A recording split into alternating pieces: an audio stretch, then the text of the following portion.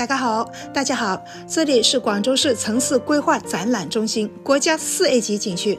如果你是从國外回來，或者是來廣州旅遊，我建議你一定要來這裡看一看，你會更加了解廣州。我先俾大家睇一段我拍嘅喺城市規劃展覽中心可以免費睇嘅 4D 影院嘅影像。1938年，日本侵略軍佔領廣州。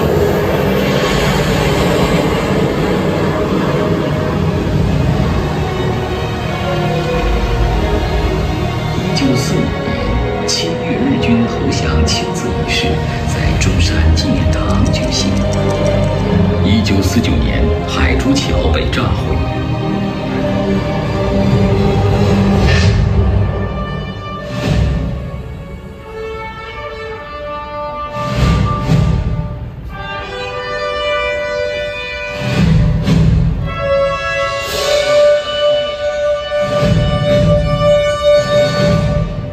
1949年，解放軍入城市和檢閱遊行。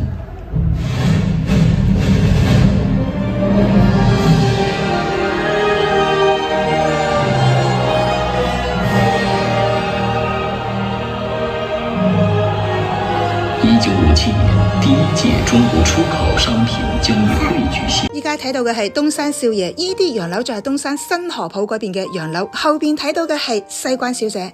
城市規劃展覽中心係免費預約參觀嘅，佢有2個影院，依家你睇到呢個就係2樓嘅 4D 影院，佢上下午各有3場，你到咗之後喺現場掃碼攞票就得啦。呢部 4D 數字影片做得非常之好，極力推薦大家一定要嚟睇。呢部影片講述嘅係廣州上下2000年嘅前世今生。呢個好似係廣州交通方面嘅規劃展覽圖，我一陣間再俾你睇城市規劃展覽中心嘅展館。依家我行上3樓，你睇下左手邊呢度有一間你會更加感興趣嘅影院，佢嘅名叫做飛躍廣州2050。呢個影院比較細，一次只能夠坐10個人，佢啲座位可以喐嘅，要扣安全帶，所以嗰啲2-3歲嘅小朋友同埋孕婦係唔可以坐嘅。呢度係一定要預約先可以睇，你可以關注廣州市城市規劃展覽中心嘅公眾號，喺上邊預約飛躍廣州2050。如果你嚟到呢度一定要睇飛躍廣州2050，咁就一定要先預約，預約完之後呢，再嚟城市規劃展覽中心，咁就可以連2樓嗰個 4D 影院都一次睇完啦。呢度係2樓嘅動態場卷，佢用動態嘅形式俾你沉浸式咁體驗清朝中期廣州港同廣州府城嘅畫。呢度係一幅畫，然之後佢做成一個動態。廣州城市規劃展覽中心係用咗好多高科技嘅手段，佢有好多呢啲類似光影 show 同埋數字影畫嘅形式。呢一個動態場卷係做得好靚啊！佢呢種船仔嘅喐動係做得非常之清晰，而且個地下嗰啲魚都喺度游緊嘅，你入嚟睇就覺得非常之壯觀。喺咁多個博物館裏邊，呢一幅動態場卷係做得最靚嘅。天字碼頭呢度係1樓嘅展館，佢從樓梯開始已經一步步咁畫出我哋珠江沿岸線嘅遷移，你會睇到廣州城區係點樣擴展、點樣變化嘅。如果你真係有心想了解廣州，想知道點解有廣州，咁你就嚟呢度睇啦。何謂嶺南？何以廣州？呢度會從2200幾年之前廣州建成開始講起。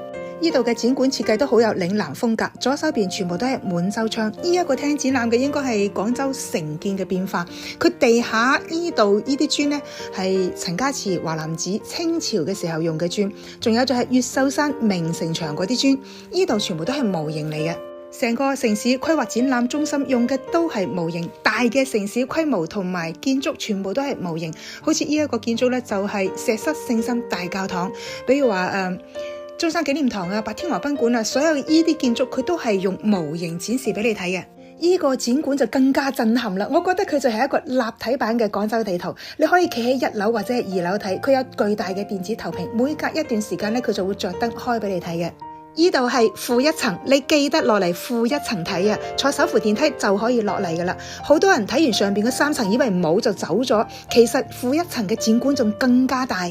呢度都係講廣州故事，呢啲牌坊展示嘅就係廣州1000幾年嘅廣州故事。西來初地，海北陽波，知唔知喺邊度啊？就係華林寺同埋南海神廟。可能好多人都唔知道負1層有展區，所以成個負1層幾乎冇人。其實負1層嘅內容更加多，因為佢個展覽係比較密，而且佢同樣有呢種數字影片，呢個更加先進。佢係90度角下邊都有嘅，佢展現嘅係現代嘅廣州。依家你睇到嘅呢個就係一定要提前預約先可以睇嘅飛躍廣州2050嘅 6D 短片，從2017年飛躍2050年。廣州城市展覽規劃中心用先進嘅科技手段為你展示廣州嘅前世今生。睇完之後，你會為廣州嘅歷史變化而感嘆，為身為廣州人而自豪。多謝你嘅點讚同關注，拜拜。